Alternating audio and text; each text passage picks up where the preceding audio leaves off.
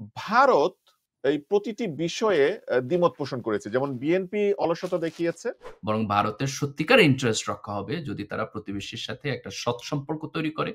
বিএনপির এই ৭২ এর সংবিধানের প্রতি এত প্রেম, এত এই পরিমাণ কনসার্ন এর কারণটা কি? ৭২ এর সংবিধানে আমার বিবেচনায় সবচেয়ে মৌলিক যেটা ত্রুটি, ৭২ এর সংবিধানের কিন্তু বৈধতা নাই আমি মনে করি। ভারত আগেও দেয়াল লিখন ঠিকমতো পড়তে পারে নাই, এখনো ঠিকমতো পড়তে পারতেছে না।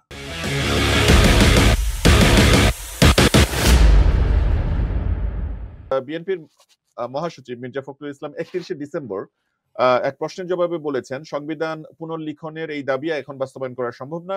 ভবিষ্যতে যদি কখনো সুযোগ ও সময় আসে তাহলে জাতি চিন্তা করে দেখবে। বিএনপির এই ৭২ এর সংবিধানের প্রতি এত প্রেম, এত এই পরিমাণ কনসার্ন এর কারণটা কি? এই পরিমাণ ধরে রাখার না, জন্য আমার চেষ্টার কাছে কারণটা সেটা কি? মনে হয় না এখানে যে এখানে বিএনপি আমি জিজ্ঞাসা করি সেটা হচ্ছে সংবিধান সংশোধন কমিটি ডক্টর আলী রিয়াজের নেতৃত্বে যে কমিটি, তারাও কিন্তু অনেক ফান্ডামেন্টাল পরিবর্তনের পক্ষে বলেছেন এবং যারা প্র্যাকটিক্যালি সংবিধানের বিশেষজ্ঞ তারা প্র্যাকটিক্যাল কথা বলছেন, ফিলোসফিক্যাল কথা না। সেটা হচ্ছে দিনাজপুরে যদি কোনো একজন কৃষক তার জমি নিয়ে সমস্যা হয়, ২ কাঠা জমি নিয়ে চাষের জমি নিয়ে সমস্যা হয়, তাকে আসতে হবে পর্যায়ক্রমে তাকে আসতে হবে ঢাকার সুপ্রিম কোর্টে সেটাকে চূড়ান্ত নিষ্পত্তি করার জন্য। সংবিধানের কারণে যেটা এরশাদ সাহেব চেষ্টা করেছিলেন, এই সুপ্রিম কোর্টকে হাইকোর্ট সুপ্রিম কোর্টকে আলাদা করতে পারেননি। মানুষের সেবাগুলোকে দোরগোড়ায় দিনাজপুর পর্যন্ত নিয়ে যেতে পারেননি।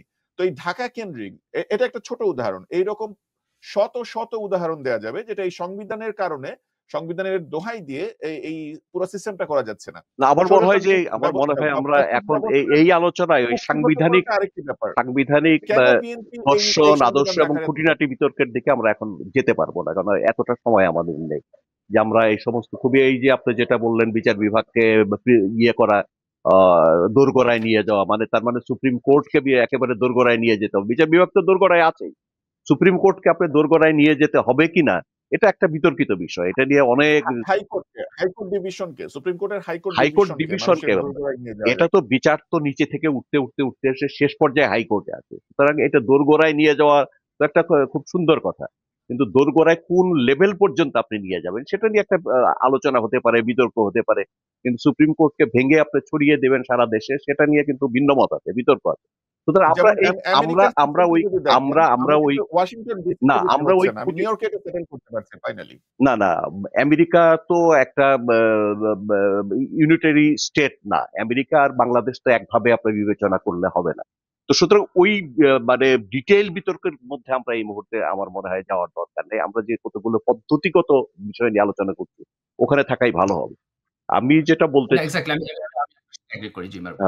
আমি যেটা বলতে চাচ্ছি সেটা হচ্ছে যে যে কথাগুলো সেটা হচ্ছে যে বিএনপি যেটা বলেছে যে সংবিধান ৭২ সংবিধানের প্রতি কোনো বিশেষ প্রেম আছে এটা আমার মনে হয় না, কেন বিএনপি তো ৭২ সংবিধানকে সর্বপ্রথম তারা এটা পরিবর্তন করেছে এবং পরবর্তীকালেও পরিবর্তন করেছে। ৭২ সংবিধানের মধ্যে যে যে তত্ত্বাবধায়ক সরকারের ব্যবস্থা, পার্লামেন্টারি সিস্টেম নিয়ে আসা, এগুলো তো বিএনপি করেছে। এটা তো বিএনপি সংবিধান পুনর্লেখনের পক্ষে না কেন এখন? আপনার কি মনে হয়? সেটা তো বিএনপি জবাব দিতে পারবে। তার আমি তো মনে করি যে তাদের মধ্যে নানা ভীতি আছে, আতঙ্ক আছে, যেটা একটু আগে গালিবও বললেন যে এই সংবিধান নতুন করে পুনর্লিখনের জন্য তারা বলছেন এটা সময় উপযোগী নয়, সময় আসলে সেটা বিবেচিত হতে পারে, এটা বলেছে। তারা একেবারে আউটরাইট রিজেক্ট করে দেয়নি। মানে এই বিপ্লবের পরে যখন পুরো জাতি ঐক্যবদ্ধ তখনও না কি না, এটা আপনি সঠিক একটা সময় না? ভুল তাহলে করছেন, এটা ভুল করছেন। প্রথম কথা হচ্ছে যে আমি যেটা পরিষ্কার করে বলতে চাই, কোনো জাতির সংবিধান এটা লেখার পুনর্লিখন বা মৌলিক পরিবর্তন যেটাই বলেন, এটার দায়িত্ব কিন্তু জনগণের। এটা কিন্তু কোনো গোষ্ঠী, কোনো পার্লামেন্ট, কোনো কেউ করতে পারবে না, কোনো রাজনৈতিক দল কেউই করতে পারবে না। সংবিধান হচ্ছে ৭২ সংবিধানের আমার বিবেচনায় সবচেয়ে মৌলিক যেটা ত্রুটি, ৭২ সংবিধানের কিন্তু বৈধতা নাই আমি মনে করি। আসলে যদি আমাকে জিজ্ঞেস করেন আমি বলবো ৭২ সংবিধান বৈধ নয়। ৭২ সংবিধান যারা প্রস্তাব করেছিলেন, যারা তথাকথিত প্রণেতা বলা হয় যাদেরকে, প্রণেতা তো জনগণ হবে, এটা তো গণভোটে যেতে হবে, জনসম্মতি লাগবে, গণ অনুমোদন ছাড়া কোনো সংবিধান হতে পারে না। ৭২ সংবিধান কিন্তু গণ অনুমোদন নেওয়া হয়নি, এটা হলো পরিষ্কার। তারাও কিন্তু এটা মুক্তিযুদ্ধকে তার একটা বিপ্লব হিসেবে ধরে নিয়ে এই বিপ্লবের মধ্য দিয়ে প্রাপ্ত ম্যান্ডেটের আলোকে তারা এটা রচনা করেছে, এবং এটা কিন্তু যে হাউস তারা তৈরি করেছিল এটা রচনার জন্য, সেই হাউস নিয়ে তো বিতর্ক প্রথম থেকে গোড়া থেকেই আছে। ৭২ সংবিধান প্রণয়ন, এটা গণভোটে না দেওয়া, এগুলো নিয়ে বিতর্ক ওরা থেকে আছে। সুতরাং আমি মনে করি যে জনগণের অনুমোদন ছাড়া কোন সংবিধান কখনো কোনো দেশে, গণতান্ত্রিক দেশে রচিত হতে পারে। এটা রচনা করবে জনগণ। কিভাবে রচনা করবে? প্রস্তাব আসতে পারে। যেমন আমাদের সংবিধান সংস্কার কমিটি যেটা, তারা কতগুলো প্রস্তাব করেছেন, কিন্তু এটা কি প্রস্তাব করার সঙ্গে সঙ্গে কি এটা সংবিধান পরিবর্তিত হয়ে গেল? তা হবে না। এটা কোনো একটা না, পরিষদে, কোনো একটা পরিষদে যাবে, সেই পরিষদে বিতর্ক হবে, আলাপ আলোচনার মধ্য দিয়ে এটা সাব্যস্ত হবে যে এইটুকু আমরা গ্রহণ বর্জন করছি, তারপর এটা গণভোটে যেতে হবে।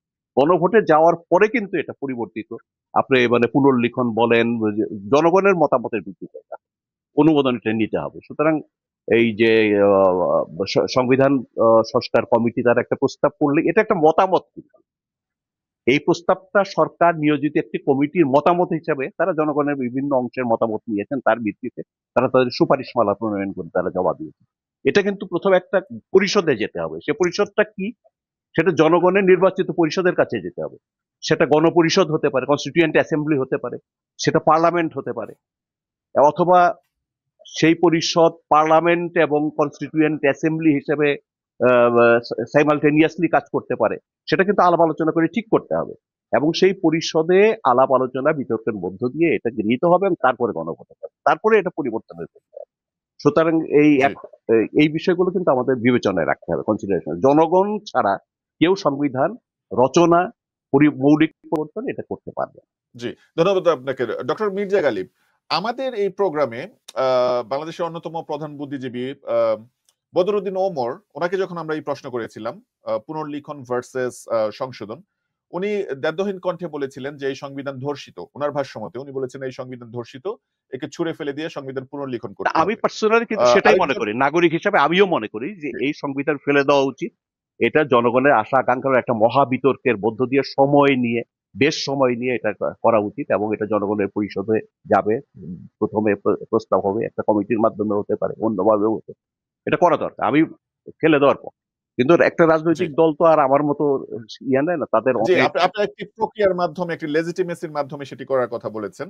তো আমি যে প্রশ্নটি করার চেষ্টা করছিলাম সেটা হচ্ছে বদরুদ্দিন ওমরের পরে আমরা আরেকজন বুদ্ধিজীবী ফরহাদ মাজহারের ইন্টারভিউ নিয়েছিলাম। উনিও আমাদের এই প্রোগ্রামে উনি নিজে বলেছেন যে এই সংবিধান রাখার কোনো প্রয়োজনীয়তা নেই। এটি এতবার কাটাছেঁড়া করা হয়েছে যে একে পুনর্লিখন করতে হবে। সংবিধান সংশোধন কমিটির যিনি এখন চেয়ারম্যান হিসেবে দায়িত্ব পালন করেছেন, প্রধান হিসেবে দায়িত্ব পালন করেছেন, ডক্টর আলী রিয়াজ, উনি বলেছেন যে উনি কোনো কারণ দেখেন না এই সংবিধান রাখার জন্য, এই সংবিধান পুনর্লিখন করতে হবে।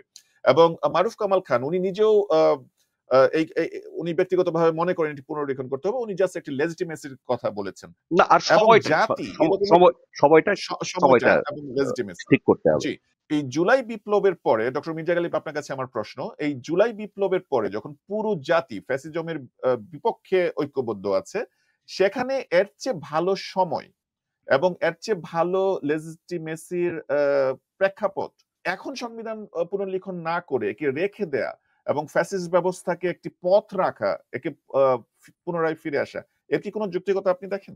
না, আমি কোনো যৌক্তিকতা দেখি না। দেখেন, এখানে ২ টা প্রশ্ন। আমি এটাকে ২ ভাবে রিওয়ার্ডিং করব। একটা হলো আপনি বলতে পারেন যে ওকে আমি সংবিধান পুরো বাদ দিয়ে দিলাম, আবার ১ম থেকে লিখব। এটা একটা। আরেকটা বলতে পারেন যে সংবিধানের মেজর রিভিশন প্রয়োজন। যখন আপনি মেজর রিভিশন বলেন, এটা আবার লেখার প্রায় কাছাকাছি একটা জিনিস আরকি।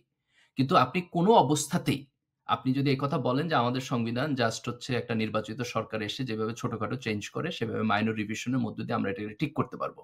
এটাকে আমি কোনো অবস্থাতেই ভালো প্রক্রিয়া বলে মনে করি না। এইভাবে আমরা গণতান্ত্রিক প্রক্রিয়ায় যাইতে পারবো না। আমাদেরকে আইদার কোয়েশ্চেন তুলতে হবে, কমপ্লিটলি নতুন করে লিখবো আমি গণপরিষদ তৈরি করে একটা কনস্টিটিউশন অ্যাসেম্বলির মধ্য দিয়ে, অথবা আপনাকে বলতে হবে যে আমি একটা মেজর রিভিশন করব। আমাদের ২ টা পথ আছে এটার জন্য। একটা পথ হলো যে সরকার যেটা এখন ফলো করতেছে, যে আপনি সংবিধান সংস্কারের জন্য একটা প্রস্তাব দিলেন। এই প্রস্তাব নিয়ে সকল রাজনৈতিক দলের সাথে আলাপ আলোচনা হবে। আলাপ আলোচনা হয়ে আমরা একটা কনসেনসাসে আসবো। কনসেনসাস হয়ে ধরেন আমরা একটা ডিক্লারেশন দিব যে ওকে আমরা এই জিনিসগুলো পরিবর্তন চাই। আমাদের মধ্যে যেই ক্ষমতায় যাবে দ্যাট ডাজ নট ম্যাটার। পরের কনস্টিটিউশন পরের অ্যাসেম্বলি যখন হবে সেই অ্যাসেম্বলির প্রথমে আমরা এইটা প্রস্তাব দিয়ে এটা পাস করে নিব এবং everybody will agree with that. এটা আপনার পার্টি লাইনের বিয়ন্ডে একটা ন্যাশনাল কনসেনসাস। তাহলে আপনি একটা মেজর রিভিশন করে সেটাই। এটা হচ্ছে একটা পদ্ধতি। আরেকটা পদ্ধতি হলো আপনি বললেন যে আগামী নির্বাচন পার্লামেন্ট ইলেকশন হবে না। আরেকটা নির্বাচন হবে কনস্টিটিউশন অ্যাসেম্বলি, তারপর তারা নতুন করে সংবিধান লিখবে। আপনি এই ২ টা পদ্ধতির যেটা নেন, আমি মনে করব সকল রাজনৈতিক দলের সাথে আলাপ আলোচনা করেন, নাগরিকদের সাথে আলাপ আলোচনা করেন, সকল স্টেক হোল্ডারের সাথে আলাপ আলোচনা করেন। তারা এই ২ টার যেটাতে এগ্রি করে আমি ২ টাকে ইকুয়ালি ভায়াবল বলে না, বলব। না, আপনি যদি এটাই সবচেয়ে গুরুত্বপূর্ণ কথা। কনসেনসাস এর মধ্যে দ্যাটস ফাইন। উইদাউট কনসেনসাস আপনি এত বড় মেজর পরিবর্তন কিন্তু করতে পারবেন না বৈপ্লবিক যে কোনো পরিবর্তনের জন্য। কারণ আমরা ফ্যাসিবাদকে হটিয়েছি কিন্তু সম্মিলিত সবগুলো শক্তিকে সমন্বিত করতে হবে। তাছাড়া আপনি একে আরেকজনের বিরুদ্ধে বক্তব্য দিতে পারবেন, একজনকে ব্লেম করতে পারবেন। ব্লেম গেম করে কিন্তু আমি যেটা অর্জন করতে চাই, যেটা অ্যাচিভ করতে চাই, অনেক বড় কিছু, সেটা কিন্তু আমি করতে পারবো না। কারণ এই বিপ্লব সফল হয়েছে কিন্তু সকলের সম্মিলিত প্রয়াসে, সকলের সম্মিলিত আন্দোলনের মধ্য দিয়ে। সুতরাং আমি আজকে যদি বিএনপিকে বাদ দিয়ে দিই, বিএনপিকে বিরুদ্ধে ব্লেম করতে থাকি, বিএনপিকে যদি অ্যাকোমোডেট না করি, বিএনপিকে যদি আমাদের মতে আনার চেষ্টা না করি বা মতে আনতে না পারি, তাহলে কিন্তু এটা হবে না। আমাদের বাংলাদেশের একটা আরেকটা আমি একটু শেষ করে দিই। বাংলাদেশের একটা মানে প্রবণতা হচ্ছে, আমরা একেবারে স্বাধীনতা যুদ্ধের সময় থেকে দেখি, দেখেন স্বাধীনতা যুদ্ধ শুরু হয়েছিল কিন্তু কতগুলো কারণে, কতগুলো বাস্তবতার কারণে স্বাধীনতা যুদ্ধ শুরু হয়েছে। এই স্বাধীনতা যুদ্ধ পরে কি ধরনের বাংলাদেশ হবে, কি ধরনের নীতি নির্ধারণ করা হবে, সেটা কিন্তু তখন স্বাধীনতা যুদ্ধ চলাকালীন সময়ে কিন্তু নির্ধারিত হয় নাই। কিন্তু পরবর্তীকালে যে যারা ক্ষমতায় আসে, যারা ক্ষমতায় বসে, তারা কিন্তু জনগণের সম্মতি ছাড়াই কতগুলো জিনিস চাপিয়ে দিয়ে বললে এগুলোই ছিল মুক্তিযুদ্ধের চেতনা, প্রেরণা। এটা করা হয়েছে পরবর্তীকালে। যেমন বাংলাদেশে ধর্মনিরপেক্ষতা রাষ্ট্রীয় মূলনীতি করা হলো, যেমন জাতীয়তাবাদকে করা হলো, যেটা কোনো জাতীয়তাবাদ বাঙালি বাংলাদেশি যেটাই বলেন জাতীয়তাবাদ, আমি মনে করি এখন অনেকেই মনে করছে যে রাষ্ট্র পরিচালনার মূলনীতি যেগুলো অপারেটিভ পার্ট নাই, সেই বিষয়গুলো কিন্তু জাতীয়তাবাদ তো হচ্ছে একটা বাঙালি হোক বাংলাদেশি হোক, এটা হচ্ছে একটা চেতনা, একটা ঐক্যানুভূতি, একটা প্রেরণার নাম। এটার কিন্তু কোনো অপারেটিভ পার্ট নাই। রাষ্ট্র পরিচালনার মূলনীতির মধ্যে আপনি জাতীয়তাবাদ রেখে দিলেন, এটা কি কাজ করবে? এটা অপারেটিভ পার্ট তো নাই। এটা এরকম করা হয়েছে আর কি। কারণ ভারতে আছে, আমরাও করেছি। ভারতে ভুলভাবে ছিল, আমরাও ভুলভাবে গ্রহণ করেছি। তো এখন এই বিষয়গুলো কিন্তু সকলের ঐক্যমতের ভিত্তিতে করতে হয়, কিন্তু আমরা সেটা করি নাই। একই প্রবণতা কিন্তু এখনো আছে, সেটা হচ্ছে যে আমরা যে ফ্যাসিবাদ বিরোধী আন্দোলনটা যখন আমরা শুরু করলাম, সে বিভিন্ন জনগোষ্ঠী বিভিন্ন সময় করলো, ব্যর্থ হলো, অগ্রসর হলো, পিছিয়ে গেল, এই যে সবশেষে ছাত্ররা এটা সব এই যে করা হলো, তখন কিন্তু কতগুলো যে আমাদের লক্ষ্য, আকাঙ্ক্ষা, আমাদের প্রত্যাশা, বিপ্লবের পরবর্তীতে বা গণ অভ্যুত্থান সফল হলে তার পরবর্তীতে কি করা হবে, এই বিষয়গুলো কিন্তু নির্ধারণ করা হয়। তারপরে যখন এটা সফল হয়ে গেছে, তখন প্রত্যেকের দুইটা জিনিস এসেছে। একটা হচ্ছে কৃতিত্বের দাবিদার, বিভিন্ন যে কে বেশি কৃতিত্ব অর্জন করছে সেটার একটা প্রতিযোগিতা, কম্পিটিশন আছে। আরেকটা হচ্ছে যে যার মতো করে চাপিয়ে দিয়ে একটা বলে দিয়ে বলছে এটাই ছিল আমাদের কি বলে গণ অভ্যুত্থানের চেতনা বা প্রেরণা। এটা বলা যাবে কিন্তু এটা করা যাবে না কি করতে হলে কিন্তু কনসেনসাস, যেটা বললেন যে সোশ্যাল কন্ট্রাক্টের মধ্যে না এসে কিন্তু এটা করা যাবে না। কতগুলো বড় ধরনের পরিবর্তন সকলকে নিয়ে করতে হবে, মেজরিটি এবং মানে বড় ধরনের মেজরিটির মতামত পক্ষে না আসলে কিন্তু এগুলো করা যাবে না, সম্ভব হবে না। আজকে যদি বিএনপি প্রতিপক্ষে চলে যায়, বাধা দিতে থাকে, বা আমরা বিএনপিকে প্রতিপক্ষে দিয়ে দিই, বা জামাত ইসলামীকে প্রতিপক্ষ দিই, বা ছাত্রদেরকে প্রতিপক্ষে পাঠিয়ে দিই, তাহলে কিন্তু এগুলো কোনোটাই আমরা করতে পারবো না। এই তত্ত্বাবধায়ক সরকার কিছুই করতে পারবে না। সুতরাং আমাদেরকে যারা চিন্তাবিদ, চিন্তাশীল নাগরিক, তাদেরকে যে কাজটা করতে হবে সেটা হলো যত বেশি সম্ভব অ্যাকোমোডেট করা, যত বেশি সম্ভব মানুষকে, মতামতকে, রাজনৈতিক দলগুলোকে একমতে নিয়ে আসতে হবে, এবং তার ভিত্তিতেই কিন্তু এই পরিবর্তনগুলো করতে হবে। না হলে আমরা কিছুই করতে হবে, দেখা যাবে যে ওই ফ্যাসিবাদী জামানার সবকিছু রয়ে গেছে, অনেক বেশি রয়ে যাবে।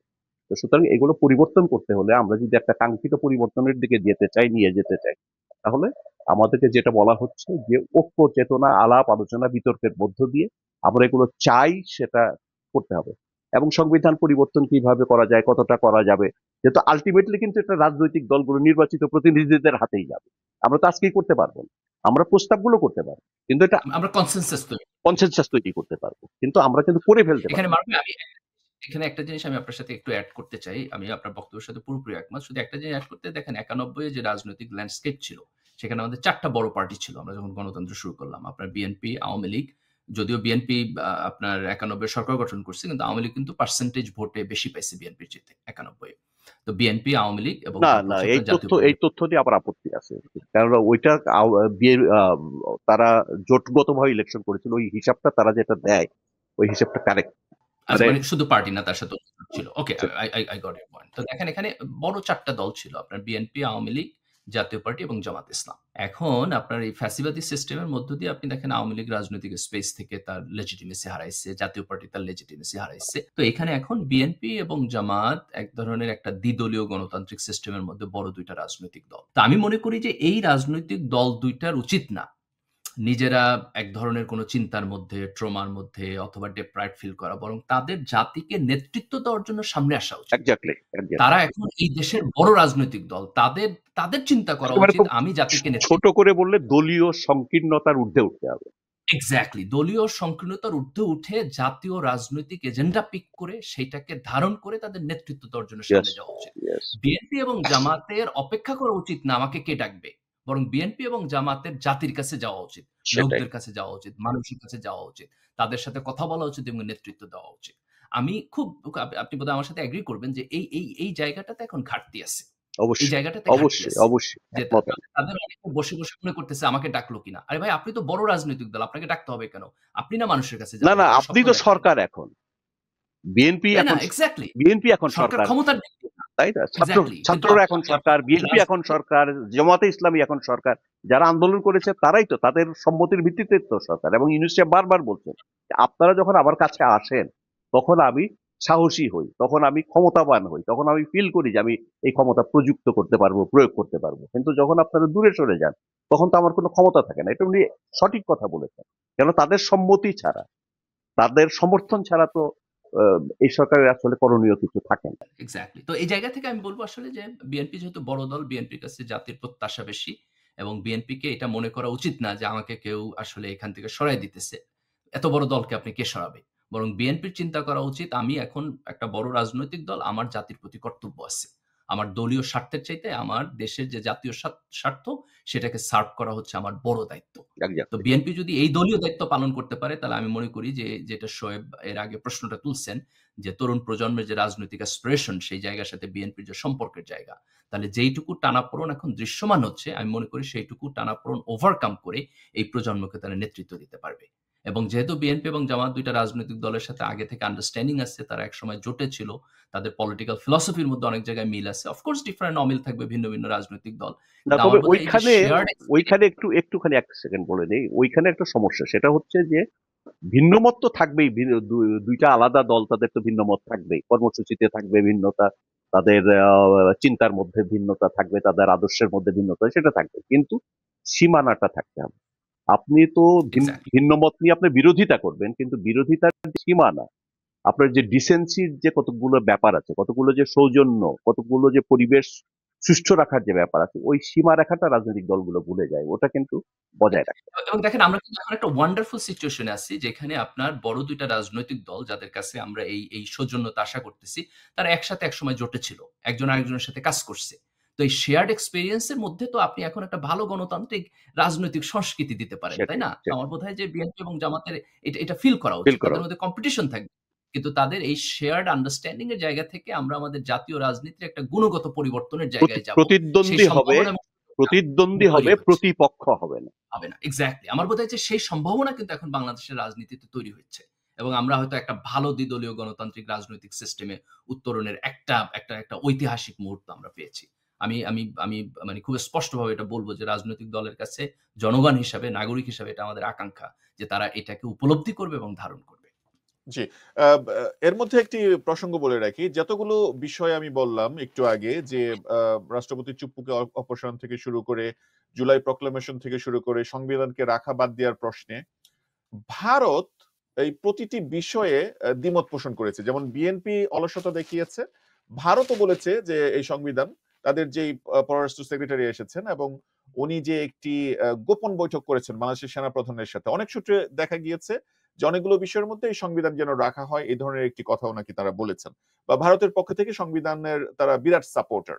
এবং এই সংবিধান রেখে বাংলাদেশকে একটি দুর্বল রাষ্ট্র হিসাবে প্রতিষ্ঠিত করা ভারতের একটি অন্যতম কূটনৈতিক লক্ষ্য। আমাদের এই অনুষ্ঠানে বাংলাদেশের সামরিক বাহিনীর বিভিন্ন অফিসাররা বিভিন্ন সময় যারা নির্যাতিত হয়েছেন তারা এসেছেন এবং তারা বলেছেন যে ভারতের অন্যতম একটি লক্ষ্য হচ্ছে বাংলাদেশকে একটি দুর্বল রাষ্ট্র করা, তাহলে পরে ভারতের যে শোষণ নীতি, সম্প্রসারণবাদ সেটি প্রতিষ্ঠিত করা যাবে। তো জুলাই বিপ্লবের পরে দেখা গিয়েছে যে বিএনপি এবং জামাত কেউই ভারতের বিপক্ষে বা ভারতের এই যে ভারতের মদদে গত 16 বছর ধরে বাংলাদেশের ফ্যাসিস্ট শাসন চললো তার বিরুদ্ধে কেউ বলেনি। বিএনপির ভারপ্রাপ্ত চেয়ারম্যান তারেক রহমান একবারের জন্য ভারতের নাম উচ্চারণ করেননি। জামাতের আমির যখনই ওনাকে প্রশ্ন করা হয় উনি বারবার বলেন যে ভারতে আমরা এমন কিছু করব না যেটি ভারত মনক্ষুণ্ণ হয়, এই ধরনের একটি কথা উনি বলেন। আপনাদের কি মনে হয়, আমি দুইজনের কাছেই যাচ্ছি, আপনাদের কি মনে হয় যে ভারত আসলে বিএনপি এবং জামাত দুইজনকেই কম্প্রোমাইজ করে ফেলেছে? ছাত্র জনতার যে ভারত বিরোধী মনোভাব, ভারতীয় আধিপত্যবাদ খতম করার যে প্রেরণা, সেখানে একটি বড় গ্যাপ দেখা যাচ্ছে এই দুই দলের কমিটমেন্টের জায়গা থেকে। ডক্টর মির্জা গালিব, আপনার কাছে প্রথমে যেতে চাই। না দেখেন, এখানে আমি যদি প্রথমে ভারতের দিক থেকে এই প্রশ্নটাকে দেখি, সেটা হচ্ছে যে ভারত আগেও দেয়াল লিখন ঠিক মতো পড়তে পারে নাই, এখনো ঠিক মতো পড়তে পারতেছে না। কারণ তারা যদি আগে দেয়াল লিখন পড়তে পারতো তাহলে বাংলাদেশের একটা মাত্র রাজনৈতিক দলকে গণতন্ত্র থেকে বের হইয়া একটা ফ্যাসিবাদী সিস্টেম তৈরি করাতে তারা যাবতীয় হেল্প করতো না। তারা মনে করতো এটা রিস্কি প্রজেক্ট, এটা যে কোনো সময় ফেল হবে এবং ফেল করলে পরে তার ন্যাশনাল ইন্টারেস্ট এখানে ঝামেলার মধ্যে পড়বে। এবং এখন দেখেন যে এই প্রথম প্রজেক্ট যখন ফেল হলো, তারপর তাদের যে দ্বিতীয় প্রজেক্ট, যে এখন তারা রিয়েলাইজেশন করবে যে না, এখন আসলে আমার পররাষ্ট্রনীতি চেঞ্জ হওয়া দরকার এবং বাংলাদেশে একটা ভালো গণতান্ত্রিক প্রক্রিয়া, সকল রাজনৈতিক দল এবং সকল নাগরিকের সাথে আমার সম্পর্ক তৈরি করা দরকার। তারা এখন পর্যন্ত সেই জায়গায় নাই। আমরা বড় ধরনের মিস ইনফরমেশন, ডিসইনফরমেশন ক্যাম্পেইন দেখছি আমরা, তাই না? তো এটা আসলে ভারতকে উপলব্ধি করতে হবে যে সে যদি বাংলাদেশের উপরে এক ধরনের আধিপত্যবাদী মানসিকতা লালন করে, তার মধ্য দিয়ে আমরা দক্ষিণ এশিয়ায় ভারতের ইন্টারেস্টও রক্ষা হবে না, বরং ভারতের সত্যিকার ইন্টারেস্ট রক্ষা হবে যদি তারা প্রতিবেশীর সাথে একটা সৎ সম্পর্ক তৈরি করে, সকল প্রতিবেশী দেশের মধ্যে আপনার গণতান্ত্রিক প্রক্রিয়া থাকে এবং সেই গণতান্ত্রিক প্রক্রিয়ার মধ্য দিয়ে আমাদের মিউচুয়াল হচ্ছে রেসপেক্ট থাকবে, পিস থাকবে, একজন আরেকজনের সাথে একটা ভালো সম্পর্ক থাকবে, ভালো প্রতিবেশী থাকবে। তো আমার মনে হয় রাজনৈতিক দলগুলোর প্রক্রিয়া যদি আমরা দেখি তাহলে এখানে ২ টা জিনিস। একটা হচ্ছে যে প্রতিবেশী দেশের সাথে যখন আপনি কথা বলবেন তার সম্পর্কের ব্যাপারে সেখান থেকে কিছু টেক্সট বুক জিনিস আছে যেগুলো রাজনৈতিক দলকে মেইনটেইন করতে হবে। তো এই টেক্সট বুক বক্তব্য কিছুটা ক্ষেত্রে ঠিক আছে। কিন্তু তার পাশাপাশি এট দ্য সেম টাইম আমাদের খুব স্পষ্টভাবে মনে রাখতে হবে যে গত ১৬ বছরের যে ফ্যাসিবাদী শাসন, সেইখানে ভারতের যে পররাষ্ট্রনীতি ছিল যে এটাকে অল আউট সাপোর্ট দেওয়া, এই পররাষ্ট্রনীতি বাংলাদেশের জাতীয় স্বার্থের পরিপন্থী। এবং ভারত যদি তার এই পররাষ্ট্র নীতি পরিবর্তন না করে তাহলে ভারতের সাথে আমাদের সম্পর্ক কেমন হবে সেটা নিয়ে আমাদের পুনর্মূল্যায়ন করতে হবে। ভারত কি এই নীতি পরিবর্তন করেছে আপনার মনে হয়? পতিত স্বৈরাচার না, এখন পর্যন্ত শেখ আমি হাসিনাকে আশ্রয় প্রশ্রয় দিচ্ছে ভারত। শেখ হাসিনা প্রতিনিয়ত ভারতে বসে বাংলাদেশ বিরোধী বক্তব্য দিচ্ছে। আপনার কি কোনো লক্ষণ দেখেছেন যে ভারত তার কিছু পরিবর্তন করেছে? না, আমি এখন পর্যন্ত কোনো লক্ষণ দেখতেছি না যে তাদের কোনো রিয়ালাইজেশন আছে। কিন্তু আমি মনে করি যে তাদের নিজেদের ওন ন্যাশনাল ইন্টারেস্ট এটা পরিবর্তন প্রয়োজন। জি, জনাব মারুফ কামাল খান, একই প্রশ্ন আপনার কাছে। আপনি আপনার এক বক্তব্যে প্রশ্নের জবাবে বলেছেন যে বিএনপিতে নানা মতের নানা পথের লোক আছে। তো এর মধ্যে কি ভারতপন্থী একটি গ্রুপও আছে যারা ভারতের স্বার্থকে রক্ষা করতে চাচ্ছে? না সেটা ভারত অনেকটা দিশেহারা হয়ে গিয়েছে না, নানা আওয়ামী লীগ পতনের পরে। কিন্তু বিএনপির মধ্যে কি এমন কোন না, এলিমেন্ট আছে যারা নানা নানা পথ এবং মতের মানুষ থাকা মানে কিন্তু বিদেশি এজেন্ট থাকার কথা আমি বলি। ভারত তো একটা বিদেশ, একটা ভিন্ন দেশ। তার স্বার্থ রক্ষা করার জন্য বাংলাদেশের রাজনৈতিক দলে থাকা মানে তো সে তো কুইসলিং, সে তো বিশ্বাসঘাতক। সেরকম লোক মানে থাকলে থাকতে পারে গুপ্তভাবে, কিন্তু এরকম থাকার কোনো সুযোগ নেই। একটা রাজনৈতিক দল কিভাবে আরেকটা দেশের এজেন্টকে তার দলে ধারণ করে? যেটা মির্জা গালিব অত্যন্ত পরিষ্কার করে বলেছেন সেটা হচ্ছে এই, না প্রথমে আমি এটা বলে নেই, সেটা হচ্ছে ভারত দীর্ঘদিন ধরে যে পলিসি তারা গ্রহণ করেছে সেটা হচ্ছে বাংলাদেশ বিরোধী পলিসি। তারা কিন্তু বাংলাদেশ বিরোধী। বাংলাদেশের কোনো দল, কোনো রাজনৈতিক দল বলেন বা কোনো সরকার বলেন, জনগণ বলেন, আমাদের ভারত ভারত বিরোধী কিন্তু কেউ না।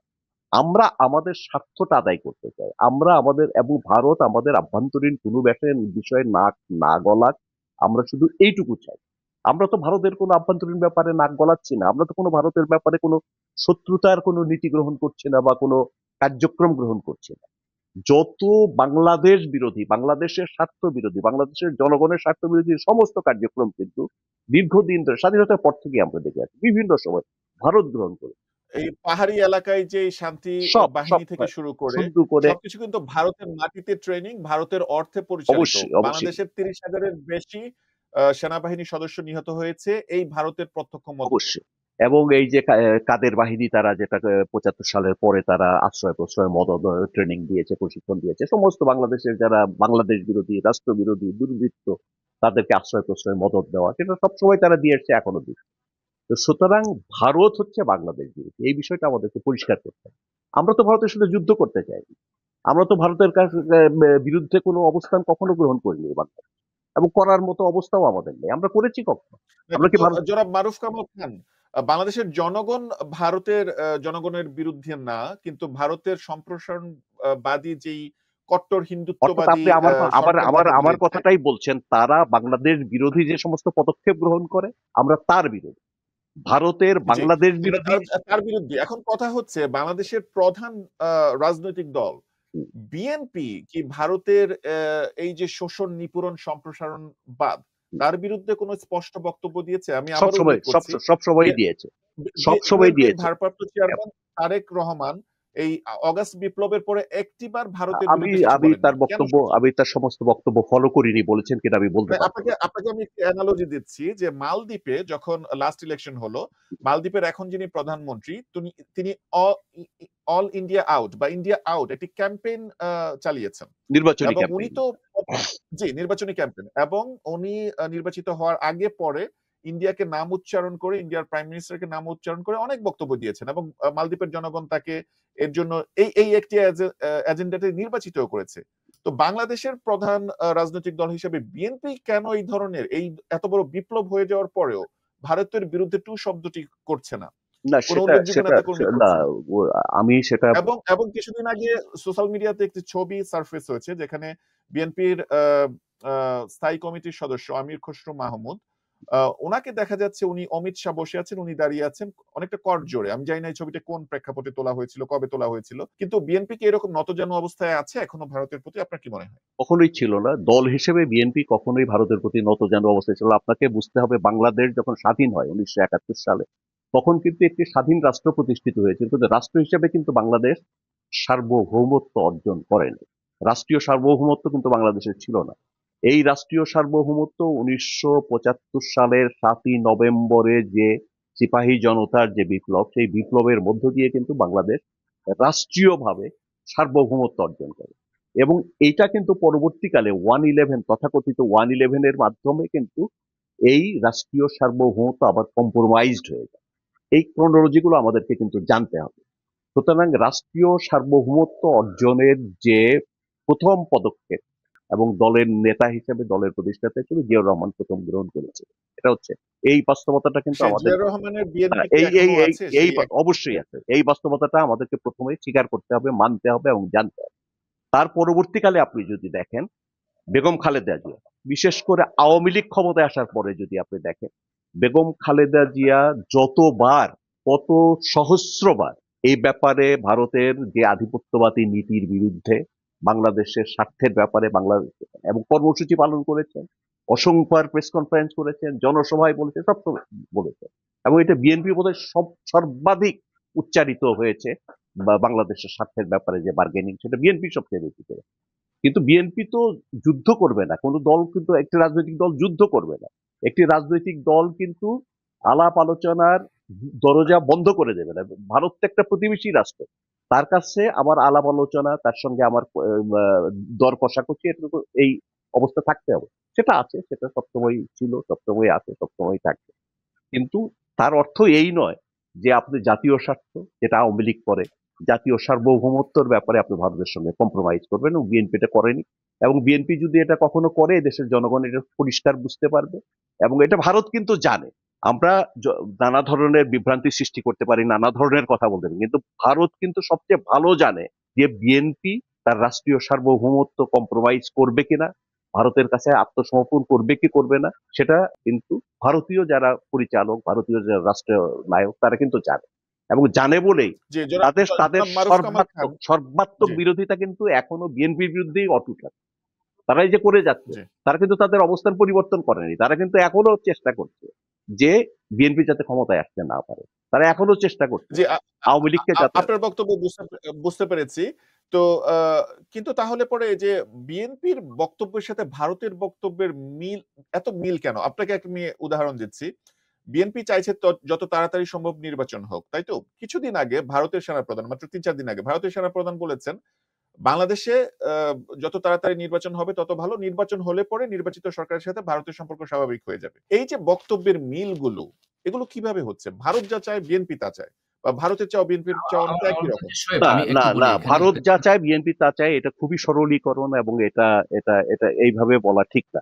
বিএনপির একটা রাজনৈতিক দল হিসেবে সে তো নির্বাচন চাইবেই, সে নির্বাচনের জন্য দাবি করবেই, এটা তো স্বাভাবিক। এখানে নানা ধরনের ইয়ে আছে, সন্দেহ সংশয় এসব তো আছে। আপনি জানেন যে আম, এগুলো সমাজে বিরাজমান আছে, এই বিতর্ক, এই সমস্ত সন্দেহ, যে নতুন একটা রাজনৈতিক দল করা হবে, বিএনপিকে আওয়ামী লীগকে আওয়ামী লীগের পরে বিএনপিকে ক্ষমতায় আসতে দেওয়া হবে, এই কথাগুলো তো আছে।